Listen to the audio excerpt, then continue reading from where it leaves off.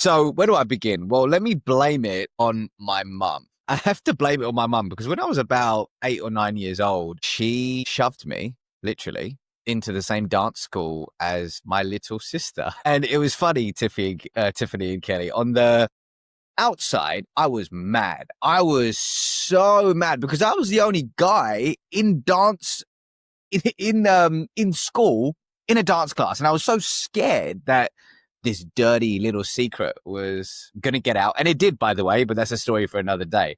But on the inside, I was like, oh, wow, this is cool. I've never felt this way before. I'm falling in love with the stage. And I didn't know, but my mum had Miyagi'd me. Karate Kid fans, if you know, you know. She was secretly teaching me the art of stage presence and public speaking and storytelling. So eventually, she let me quit, thankfully. And I stumbled into theater as a teen. I had no idea, but my best friend's dad was a playwright by night. So one play led to another, which led to meteor roles, which eventually led me to performing at the National Youth Theatre in London. So growing up, all my friends would always be like, hey, Rav, are you going to take this whole presenting, speaking, or acting thing seriously? Because we think you're pretty good at it. And I don't know if you've ever experienced this, but I had two voices on my shoulder. One voice was like, do it.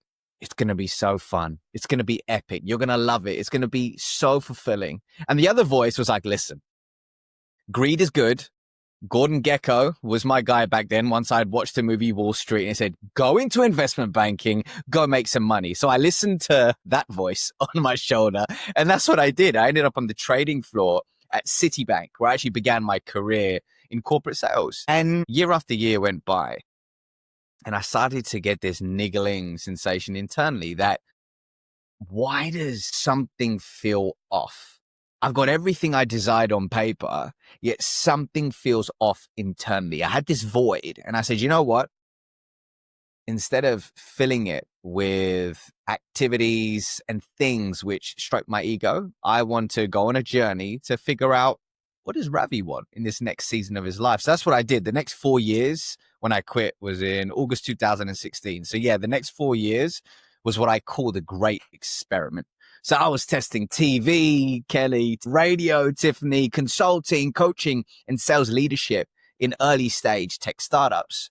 And then in September 2020, in the middle of a pandemic, the perfect time to go all in on you, I said, let's do this. And hey, I haven't looked back since.